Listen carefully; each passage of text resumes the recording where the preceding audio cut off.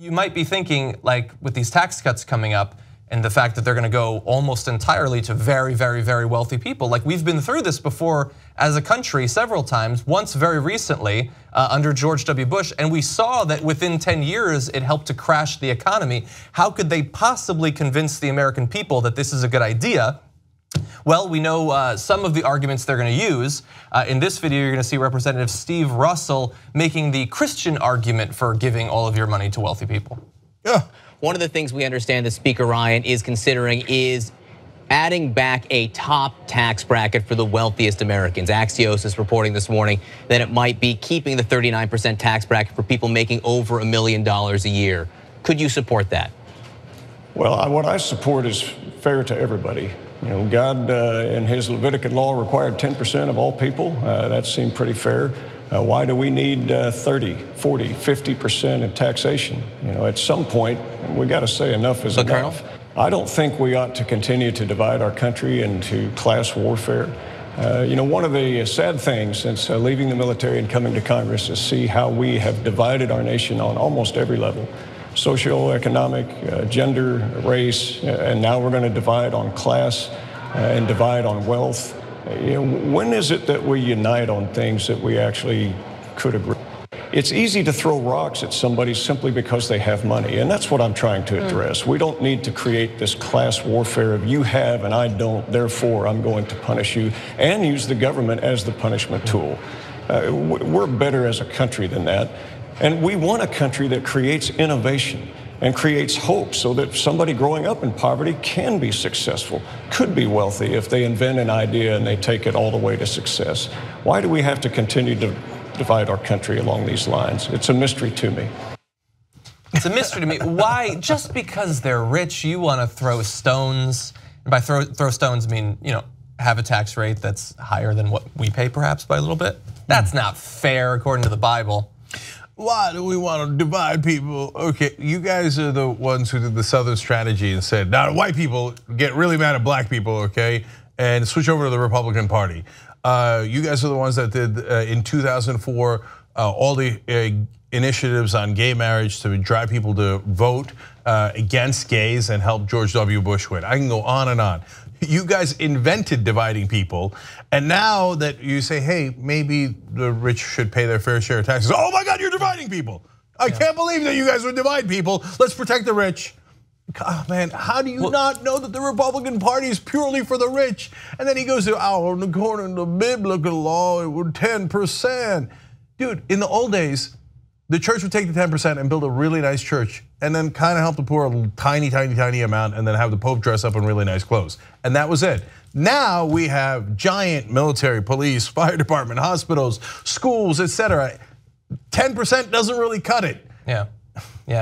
I actually want to play one more clip. If we could do play video 3, we're going to do a little bit more on Ben Carson later. But here is Ben Carson echoing a very similar sort of idea. You were in a televised interview and you said, well, listen, you know, the people who are paying the most taxes deserve a tax break. Do you think that the message should be that it's going to help everyone and that's going to help the economy? I mean, there has to be a better message on taxes than there was on health care. Well, I think we need to stop engaging in the class warfare stuff. You know, this is a country that has all kinds of people in it. Rich people, poor people, people in the middle. We're all in the same boat, quite frankly. And if part of the boat sinks, the rest of it's going down too. Yeah, as I said before the show, if part of the boat sinks, typically we bail it out, literally.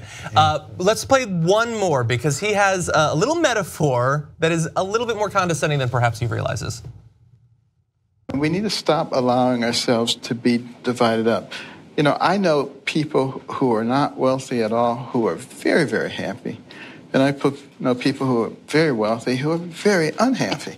You know, wealth has nothing to do with happiness, but you know, fairness is something that should go across all lines.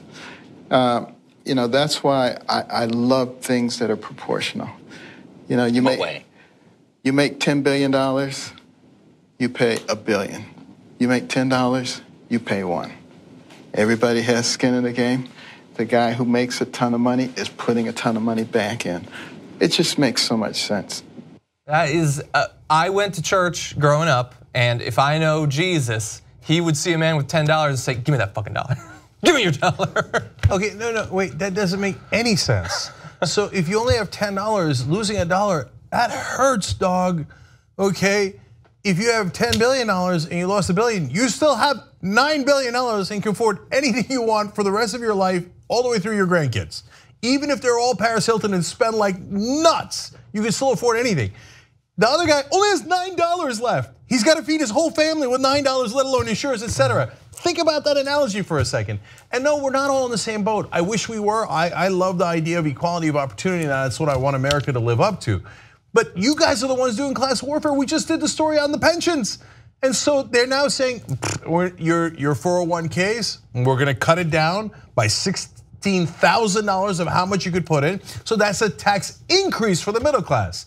We did the story about how they're gonna go after the earned income tax credit. That's a tax increase for the working poor. And then on the other hand, they're gonna give trillions of dollars in tax cuts to the rich. What happened to I thought we were all in the same boat? Now all of a sudden, when it comes to taxes, we're not in the same boat. The rich get giant tax cuts and you guys get tax increases. And so it is reverse Robin Hood. They're like, let's take from the working poor and the middle class and give it to the rich and pretend we're all in the same boat. Yeah, in their fantasies, we are indeed all in the same boat. It's a 100-meter long yacht and you are serving them drinks. But that's okay because some people serving drinks are really happy and the people getting the drinks from their servants are sometimes not happy. Yeah. So let us just keep all the money. Money doesn't lead to happiness. That's why he doesn't take a salary.